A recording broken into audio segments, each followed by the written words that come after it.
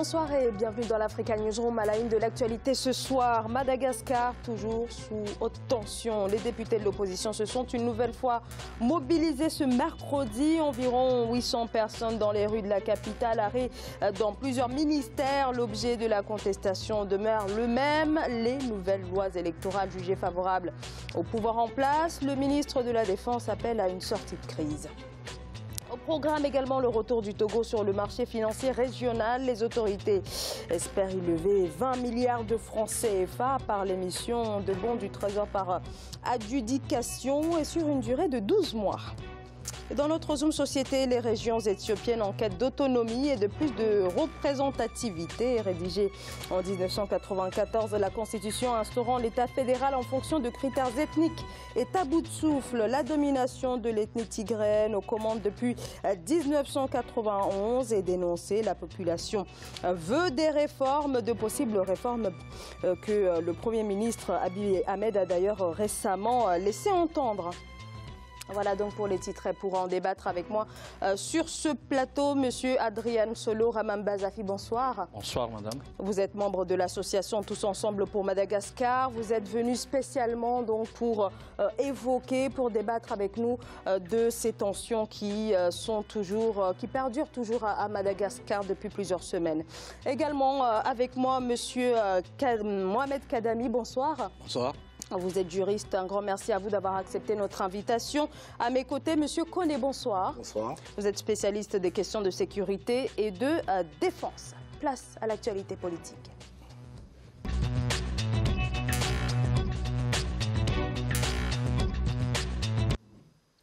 L'opposition malgache vont debout contre les nouvelles lois électorales qui favoriseraient beaucoup trop le régime en place. Et ce mercredi, l'opposition a une nouvelle fois bravé l'interdiction de manifester pour dénoncer cette législation et demander dans le même temps la démission du président Erazaonari Mampiane. Climat donc délétère à 7 mois des élections générales. Dans une déclaration, le ministre de la Défense exhorte l'opposition ainsi que le gouvernement à trouver une piste de sortie de crise. Ashley Duprat. À Madagascar, le bras de fer entre l'opposition et le régime en place se poursuit.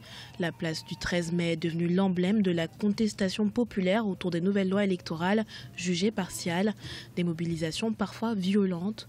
Les responsables des forces de l'ordre ont d'ailleurs appelé le gouvernement et l'opposition à y mettre fin. Nous, responsables des forces de l'ordre, interpellons haut et fort les chefs de partis politiques concernés par les tensions actuelles pour qu'ils prennent leur pleine responsabilité pour trouver une solution, et ce, dans les plus brefs délais.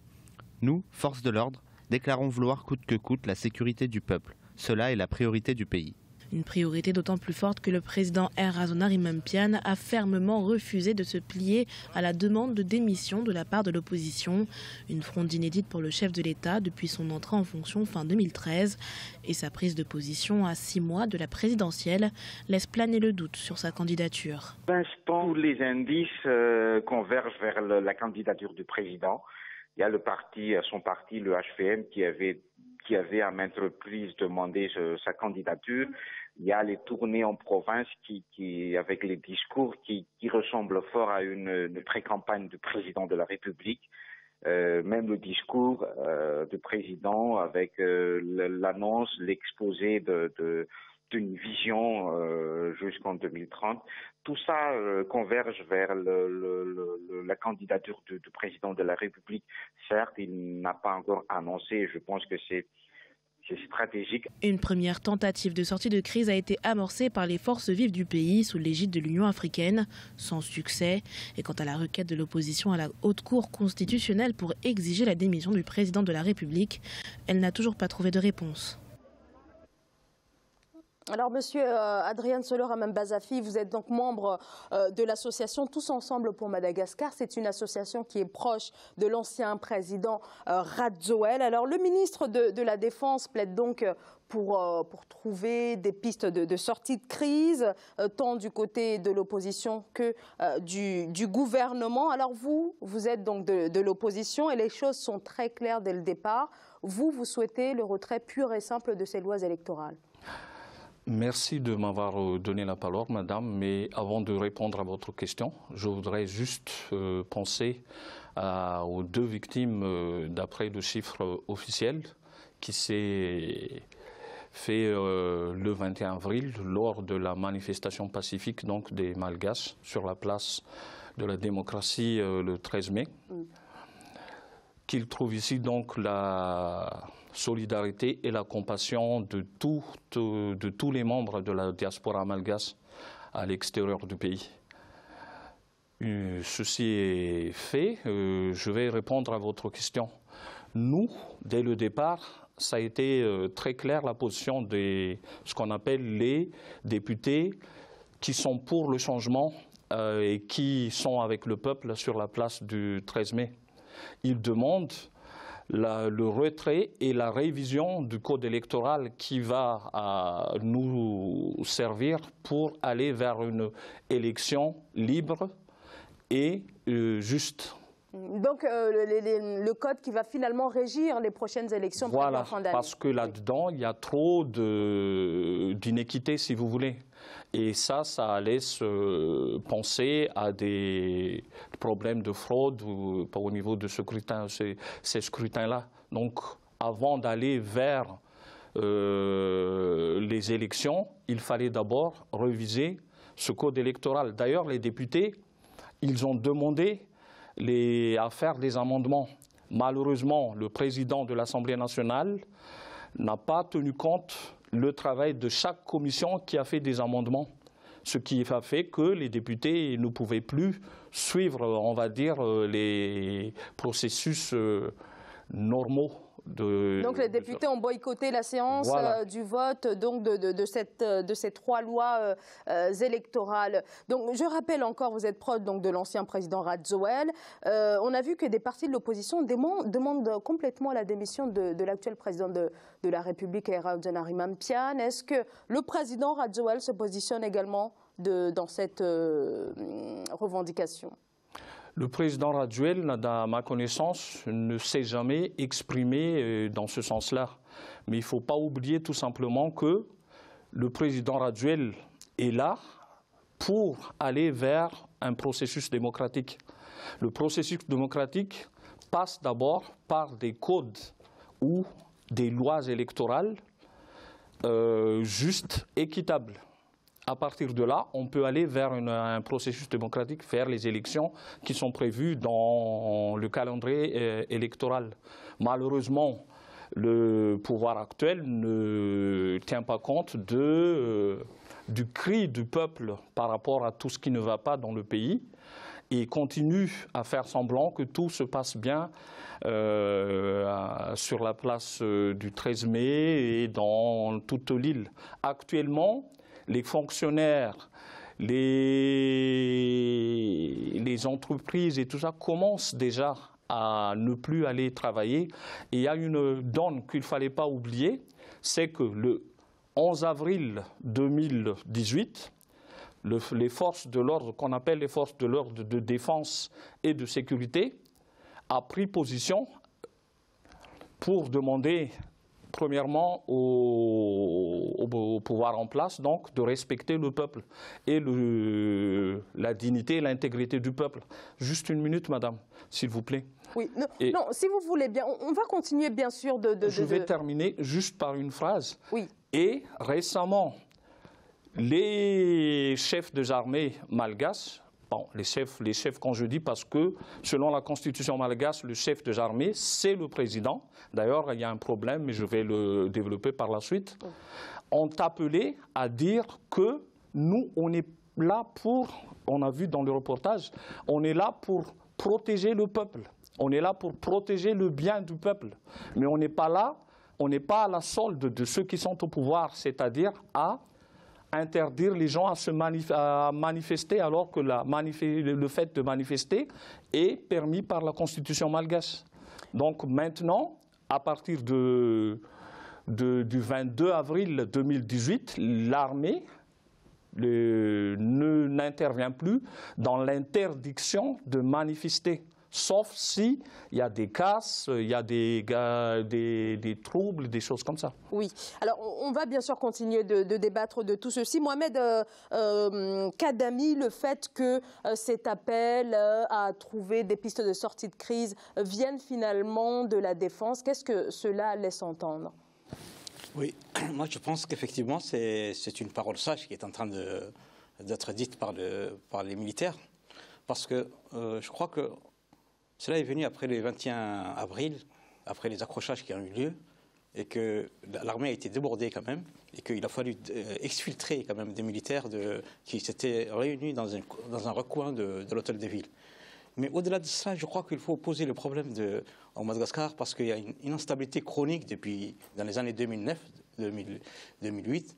Et à l'époque, d'ailleurs, ça avait commencé avec l'accaparement des terres, c'est-à-dire la terre d'1 300 000 hectares qui a été octroyée à une société sud-coréenne. Et à la suite de ça, la population malgache avait protesté. D'ailleurs, il faut vraiment rendre hommage à ce peuple qui a résisté et qui a mis fin à cette catastrophe, ou en tout cas à cette chose incroyable, quoi, qu'1 300 000 hectares soient bradés comme ça, des terres. Et donc, depuis, je crois qu'il y a une instabilité chronique dans ces pays-là. D'ailleurs, il ne faut pas oublier, aujourd'hui, il y a deux anciens chefs d'État qui, eux, aujourd'hui, se sont mis d'accord pour pouvoir évincer celui qui est là. Et le président qui est en exercice, comme ses collègues africains, il veut rester le plus longtemps possible au pouvoir, donc il triture un peu les codes électoraux et tout ça, pour délégitimer les autres. Et je pense qu'effectivement, si cette parole est sage, et d'une façon générale, je crois qu'il faut passer au-delà des trois candidats, qui eux, bon, c'est légitime, ils veulent devenir président, mais à la société civile, parce que ce qu'il faut savoir, c'est qu'en Madagascar, il y a une société civile très très active, et qu'il faut vraiment une conférence qui permette, une fois pour toutes, peut-être, pas une fois pour toutes, mais en tout cas, essayer de sortir d'une crise, mais d'une façon durable. Alors, justement, le président Rajoelina, il y a quelques jours, a été empêché de se rendre à un meeting à Majunga. Est-ce que le pouvoir est en train de multiplier des manœuvres visant donc à contrecarrer les velléités présidentielles de certains candidats et notamment d'anciens présidents? Exactement. Parce que ce n'est pas la première fois que M. Rajoelina Andjanirin a été empêché pour aller tout simplement parler avec le peuple. Et il y avait même le 30 mars dernier, il est venu sous l'invitation du maire de Majunga, Mahjang, du côté ouest de Madagascar, et on l'a empêché jusqu'à prendre l'avion pour aller soutenir donc tout le travail qu'a fait ce maire-là à Majunga. Monsieur Koné. Oui. Ben, moi, je pense que la situation est beaucoup plus complexe que ça. On a aujourd'hui trois clans qui sont confrontés pour l'accession au pouvoir. On a des anciens chefs d'État et on a l'armée aussi qui commence à présent à se positionner. On se rend compte que l'armée aussi est dans un double jeu, parce que c'est cette même armée qui a réprimé de façon violente les morts qu'il y a eu suite à la dernière manifestation. C'est cette même armée qui a soutenu le président actuel depuis 2009 pour le remettre au pouvoir malgré les institutions, en bravant les institutions. L'Union africaine a sanctionné, les États-Unis ont sanctionné, l'Afrique du Sud a sanctionné l'accession au pouvoir du président actuel. Malgré ça, la situation ne s'arrange pas. Donc je pense que la réponse viendra des Malgaches, parce que c'est un problème malgache, et qu'il est très difficile aujourd'hui sur le continent, quand on a des problèmes internes, de pouvoir s'ingérer dans cette politique-là. Donc là, pour moi, que l'armée aujourd'hui décide, avec un peu de maturité, de rebattre les cartes et d'appeler les acteurs politiques à s'asseoir autour de la table pour régler le problème malgache, je pense que ça va dans le bon sens. Oui. Monsieur moi, je suis de cet avis parce que, vous voulez, on parle toujours de l'armée, le grand rempart du peuple contre la répression et contre l'injustice. Là, aujourd'hui, on dit bravo au corps de l'armée parce qu'ils reviennent à la raison, on va dire. Ils n'acceptent plus à être utilisés comme une armée de répression. Ils laissent les gens manifester, si les gens manifestent dans la paix, mais ils sont là pour protéger le peuple et protéger le bien de chacun, de tous les Malgaches. Donc c'est déjà une bonne chose, c'est une avancée. Mais je voudrais tout simplement dire, aujourd'hui, au niveau constitution, c'est très difficile pour le président actuel de se maintenir au pouvoir. Ça, c'est mon avis personnel que je vous donne. Ce n'est pas l'avis du TEM. C'est-à-dire parce qu'il est le chef, selon la Constitution, il est le chef des armées.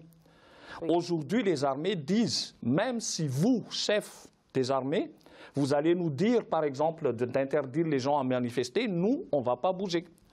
Et vous voyez bien la difficulté dans ce cas-là. C'est-à-dire que chaque corps n'obéit plus à ce monsieur-là, à ce président-là. Oui. Je ne sais pas avec quel terme les professionnels, là, j'ai à côté un spécialiste de la sécurité, mais quand les subalternes, entre guillemets, n'obéissent plus à leur chef, en termes de sécurité, on va l'appeler ça comment? Mais pour moi, c'est déjà un vrai problème parce qu'on ne peut pas diriger un pays dans ce genre de cas de figure. Donc, logiquement, ce monsieur devrait se mettre en question.